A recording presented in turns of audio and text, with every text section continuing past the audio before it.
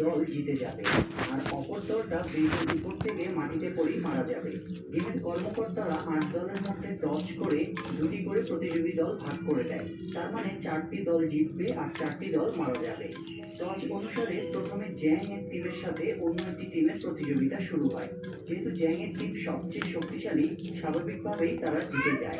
এরপর সিয়নদের টিমের সাথে অন্য একটি টিমের ডাক আসে। অন্য টিমের অবস্থা দেখে সিয়নরা সবাই ভয় পেয়ে যায়, কারণ সিয়নদের টিমে ৩ জন মেয়ে এবং একজন বৃদ্ধ মানুষ ছিল। তবে সিয়নদের টিমের সেই বৃদ্ধ ব্যক্তিটি বলেন, তোমরা কেউ চিন্তা করো না, এই খেলাটি আমি ছোটবেলায় অনেক খেলেছি, তাই আমি জানি দুর্বল টিম মেম্বাররা নিয়েও কিভাবে এই খেলায় জেতা যায়। এরপর সেই বৃদ্ধ লোকটি তাদের টিমকে সব কৌশল বলে। কিছুক্ষণ পর তাদের খেলা শুরু হয়। সিয়নদের টিম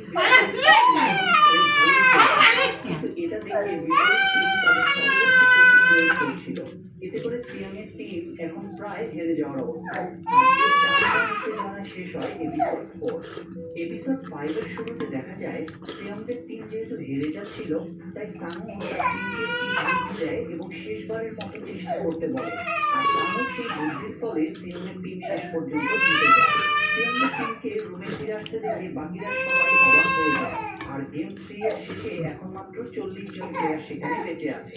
এবার দেখা যায় খেলা শেষ হওয়ার পর সেদিন রাতে সবাই ঘুমোতে আসলেও ডাক্তার কখনো ঘুমোতে আসেনি, কারণ ওই ডাক্তার প্রতিদিনের মতোই বাকি সমস্ত কর্মচারীদের সঙ্গে আজকের খেলায় মারা যাওয়া প্লেয়ারদের শরীর থেকে অর্গানগুলো বের করছিল। আর গার্ড সেজে থাকা সেই পুলিশ অফিসারটিও এখানে ছিল এবং সব কিছু দেখছিল। এখানে বাকি সমস্ত গার্ডরা একটা মৃতদেহ নিয়ে খুবই হাসাহাসি করছিল, কারণ কিছুদিন আগে তারা এমন একটি মৃতদেহ পেয়েছিল যার মাত্র একটি কিডনি ছিল। এটা শুনে এই পুলিশ অফিসার বাকি কর্মচারীদের কাছে ওই মৃতদেহটা নিয়ে প্রশ্ন করতে শুরু করে, যেটা শুনে বাকি সমস্ত কর্মচারীরা একটু সন্দেহ হয়। ওরা বলে, তুমি আজ এসব প্রশ্ন কেন করছো? সেদিন তো ওই কাজটা করার সময় তুমিও আমাদের সাথেই ছিলে। যাই হোক, কিছুক্ষণ পর ডাক্তারদের কাজ শেষ হলে সেখানকার ২জন গার্ড অর্গানগুলোকে বিক্রি করার জন্য বাইরে নিয়ে যেতে থাকে। আর এই কাজটি করছিল গার্ড নাম্বার 28 ও 29।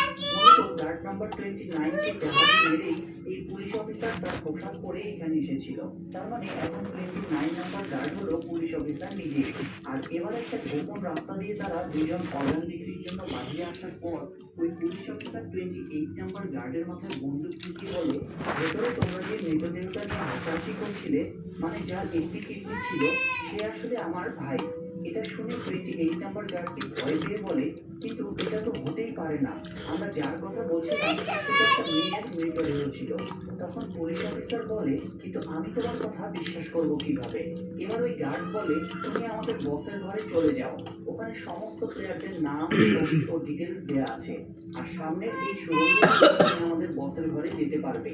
আর এসব জানার পর পুলিশ অফিসার গার্ড মেরে ফেলে, কারণ যদি সেই গার্ড পরে আবার কাউকে বলে দেয়। এদিকে ডাক্তার সেদিনের কাজ কমপ্লিটের পর বাকি কর্মচারীদের কাছে পরের দিনের খেলার প্ল্যান জানতে চাইছিল, কিন্তু আজকে কর্মচারীরা বলে, কালকের খেলা সম্পর্কে আমরা এখনো কিছুই জানতে পারিনি, তাই আজ তোমাকে কোনোভাবেই সাহায্য করতে পারবো না। এটা শুনে ওই ডাক্তার রেগে গিয়ে ওখানে থাকা একজন গার্ডের সাথে ঝামেলা শুরু করে। আর ঝামেলা চলাকালীন ডাক্তার ওই গার্ডকে মেরে একটা মাঠে চলে আসে, আর তাকে ধরার জন্য আরেকজন গার্ড পিছন পিছন মাঠে চলে আসে।